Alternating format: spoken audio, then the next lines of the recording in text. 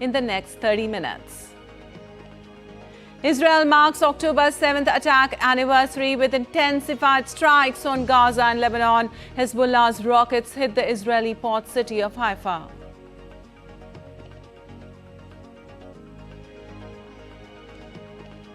Maldives President Mohamed Muizzi to meet Prime Minister Narendra Modi. Bilateral, regional and international issues on the agenda.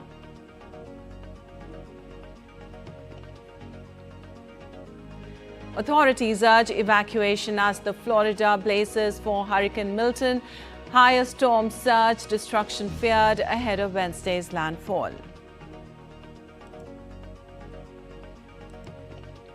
Tunisians vote with President Kais Saied set for re-election as opposition candidates were either barred or jailed leading up to the polls.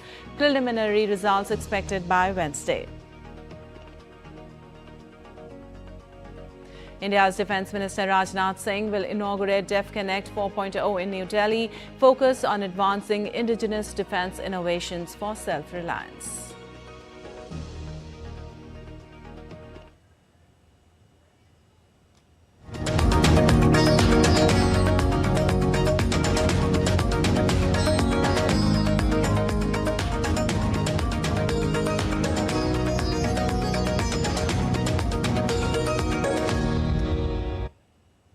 On to the details now. It has been a year since terrorist group Hamas attacked southern Israel on October 7th, killing around 1,200 people and taking about 250 as hostages, and that was the beginning of spiraling conflict in West Asia.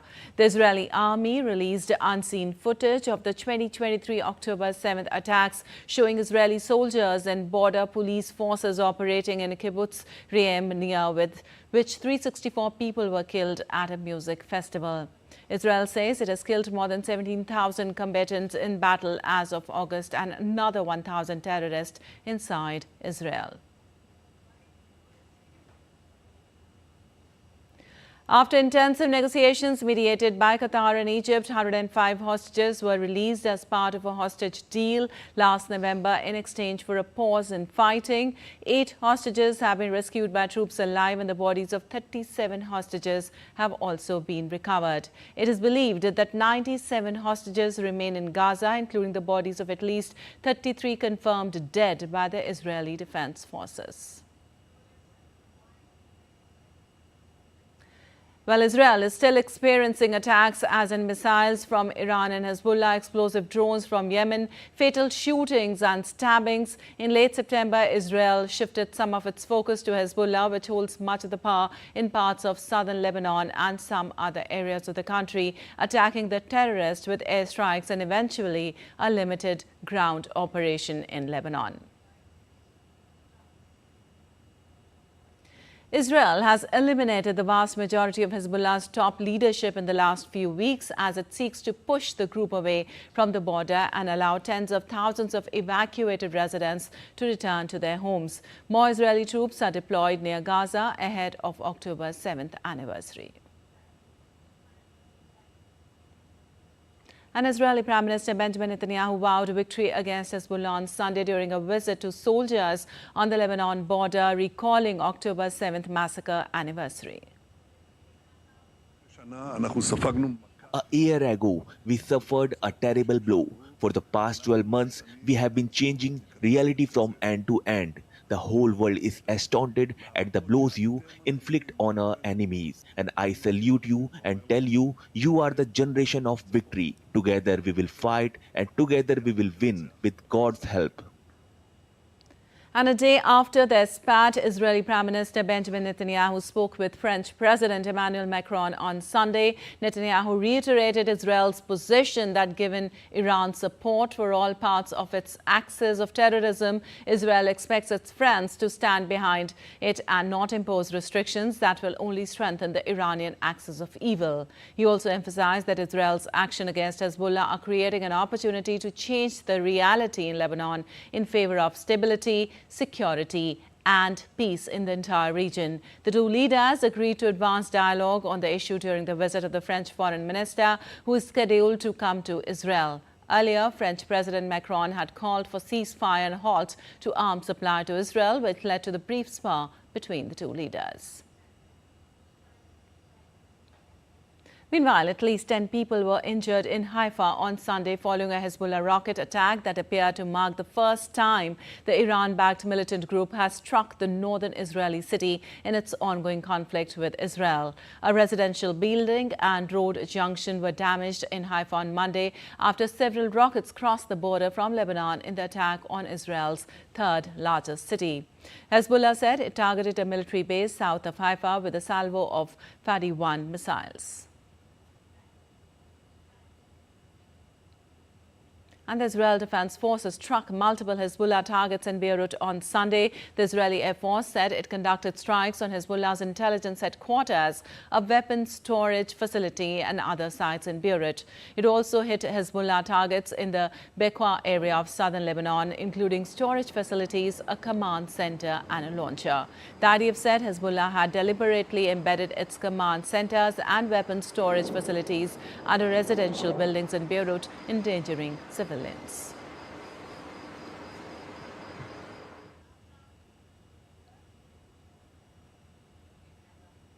And our update related to Russia-Ukraine conflict. Dutch Defense Minister has announced during a surprise visit to Kyiv that the Netherlands will invest 400 million euros in advanced drone development with Ukraine. This collaboration aims to enhance battlefield technology, combining Ukraine's innovation with Dutch expertise. If successful, further funding will follow to ramp up production. The Netherlands has already committed 10 billion euros in military aid, spending 4 billion so far.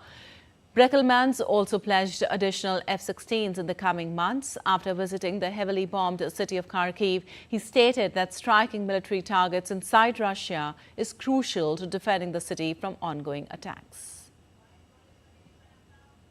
We just delivered the F-16s.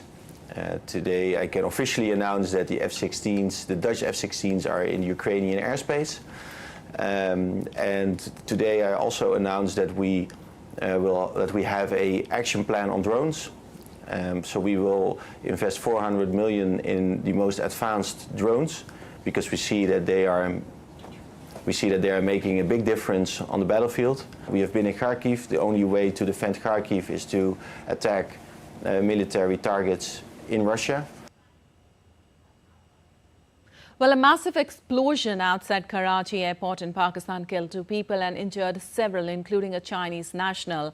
In a statement emailed to journalists, separatist militant group Baloch Liberation Army claimed the explosion was an attack carried out by them using a vehicle-borne improvised explosive device targeting Chinese nationals, including engineers.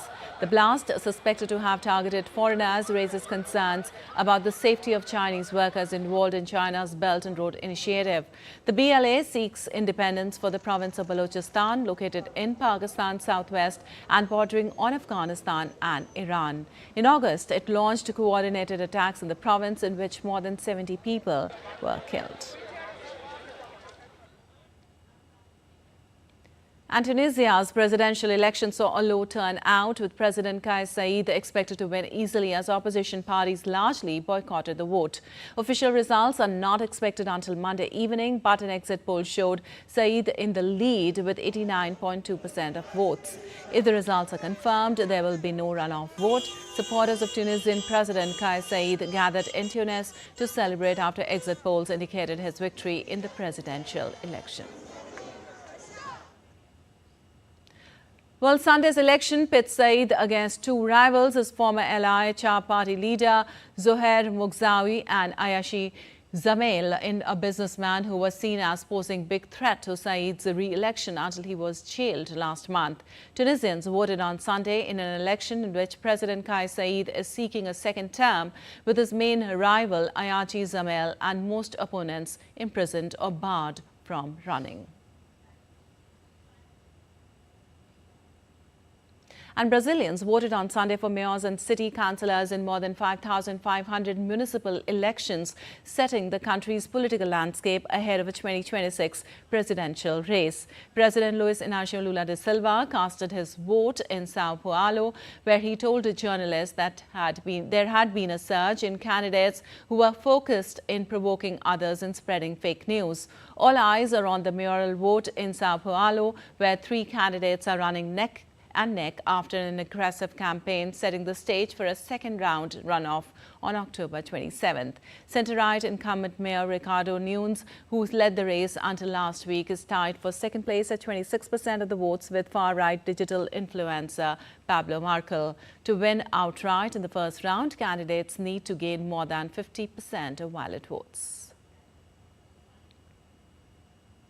Well, Bosnians also went to the polls on Sunday to vote in local mayoral elections. Bosnia's election commission decided to postpone local elections this weekend in municipalities affected by the floods while allowing voting to proceed elsewhere. In the municipalities of Jablanica, Konjic, Kisiljek, Kreševo and Fočnica, which were hit by floods, the elections have been postponed until further notice.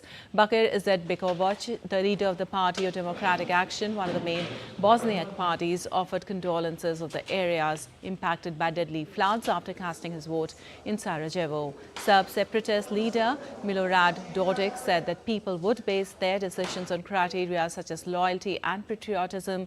Dodik, the president of the autonomous Serb Republic, has long advocated for the accession of the Serb-dominated region from Bosnia.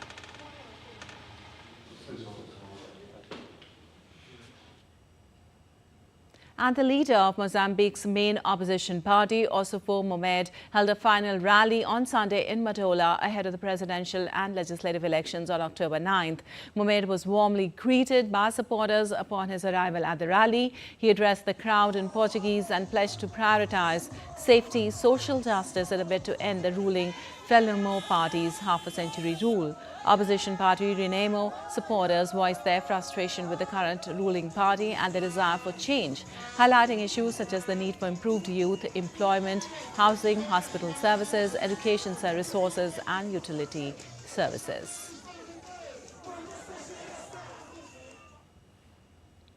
An update on U.S. presidential elections now. Republican presidential nominee Donald Trump held a rally in Wisconsin, a key battleground state that could decide the November 5th election. This rally came just a day after Trump revisited Butler, Pennsylvania, the site of an assassination attempt on his life in July. Trump has faced 2 attempts on his life, including a September plot where a gunman hid undetected at his Florida golf course before being thwarted by the U.S. Secret Service.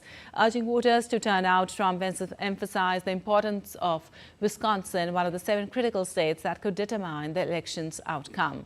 This marked his 4th visit to Wisconsin in just 8 days as he ramps up his campaign efforts.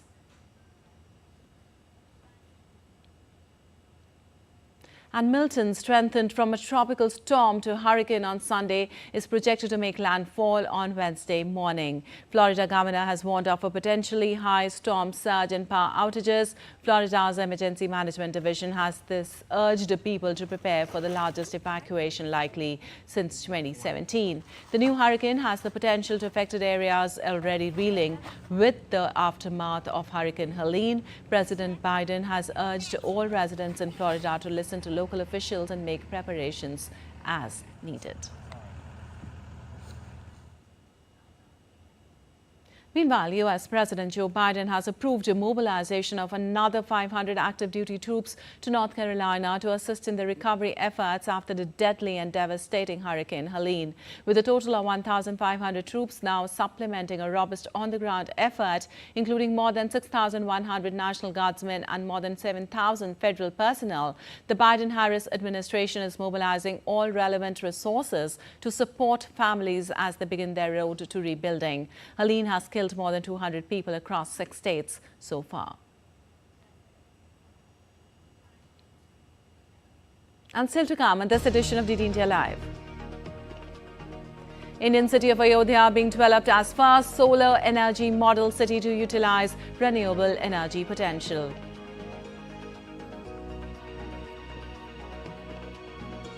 In sports, India registers a comfortable 7-wicket victory over Bangladesh in the first T20 international of the 3-match series. And we'll show you Navratri special Garba dance performed in Indian state of Gujarat, which is played with fire in the state.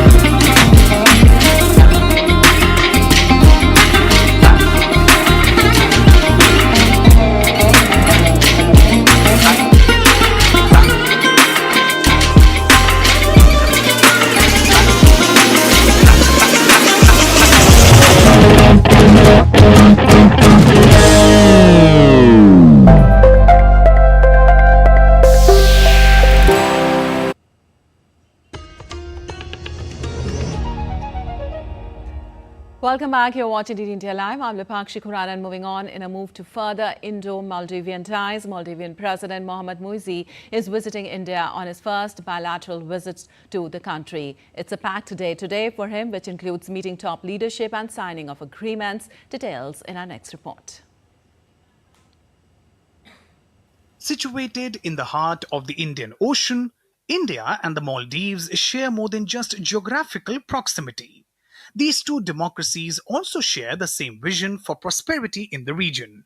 With that in mind, Maldivian President Mohamed Muizzi landed in India's national capital, New Delhi, on Sunday for his first bilateral visit to the country. Sunday saw India's External Affairs Minister Dr. S. Jaishankar meeting with the visiting Maldivian president. Jaishankar appreciated his commitment to enhance India-Maldives relationship.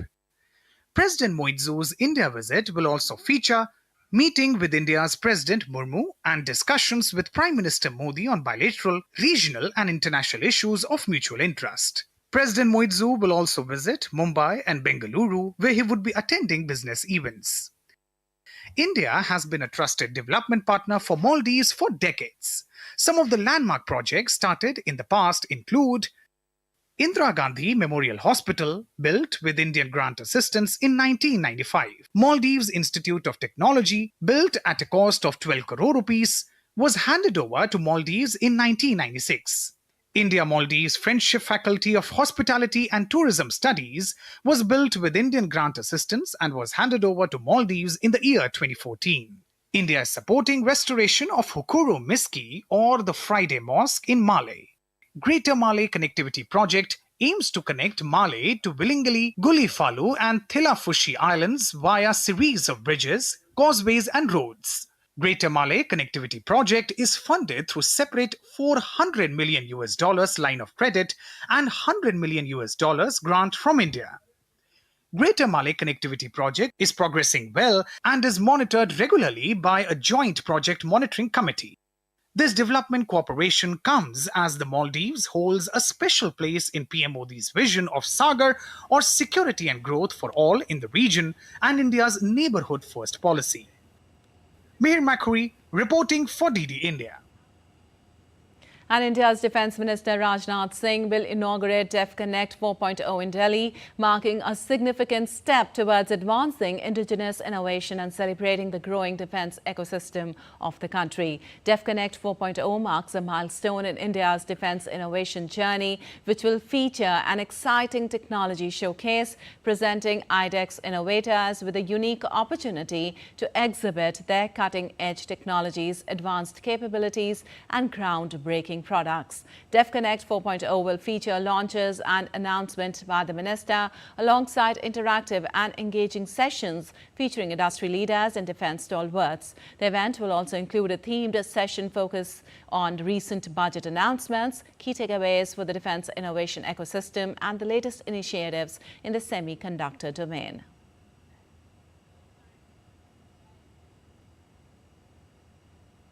Well, preparations are underway in India's Jammu and Kashmir and Haryana for counting of votes on October 8th. Security has been beefed up in around all the counting centres, whereas monitoring of strong rooms is being observed through CCTVs. The counting of votes for 90 seats, each of both the legislative assemblies, will take place from 8 a.m. IST tomorrow. Meanwhile, entry to the campuses, housing counting centres has been restricted to officials authorised for the counting, and no person without an authorised pass will be allowed to come near the counting centres. Election Commission officials are ensuring that all the principles of fairness and transparency as per guidelines be followed. And now let's take a look at other stories making news today.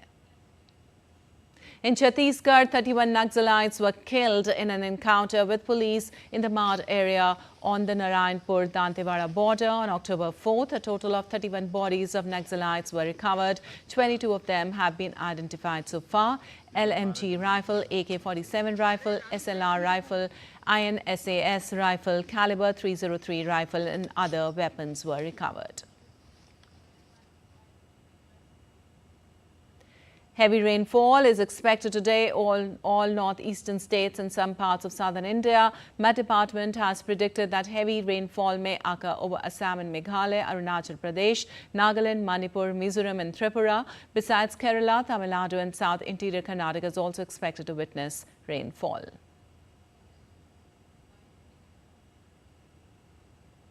An Indian city of Ayodhya is currently being developed as the first solar energy model city in the state of Uttar Pradesh. Under the initiative, 40 megawatt solar power plant will be developed spread over 165 acres. Aim is to utilize renewable energy potential to the maximum extent for fulfilling the electricity requirements of the city. This large-scale project is anticipated to be fully operational by March 2025.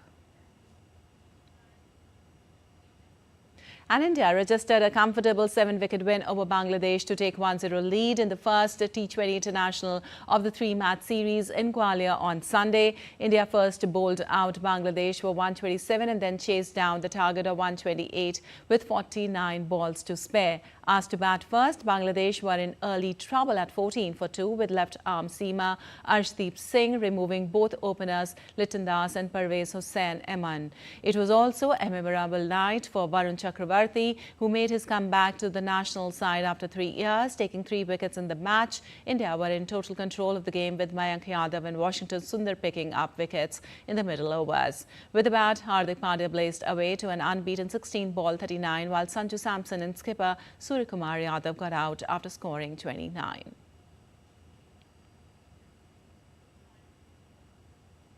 And Coco Gauff overpowered Carolina Muchova in straight sets to win the China Open on Sunday for her second title of the year and 8th overall. The 20-year-old American and last year's U.S. Open champion stormed to victory 6-1, 6-3 in 1 hour, 16 minutes in Beijing, adding China Open to her triumph in Auckland in January. Gauff made a fast start, breaking the Czech for a 2-0 lead in the first set and then holding her own serve without conceding a point. The young America rattled off momentarily but wrapped the first set up in 29 minutes on her third set point. Gauff is the second U.S. player to win the China Open after Serena Williams was victorious in 2004 and 2013. As the 9-day festivities of Navratri continue across India and the western Indian state of Gujarat, a special Garba dance was performed, which is known as the Mashal Ras. It is a unique Garba which is played with fire in the state. It is majorly performed by men. The men were seen dressed in traditional Gujarati attire, circling around and dancing with torches in their hands to the beats of popular folk songs as spectators took in the festive mood from their homes.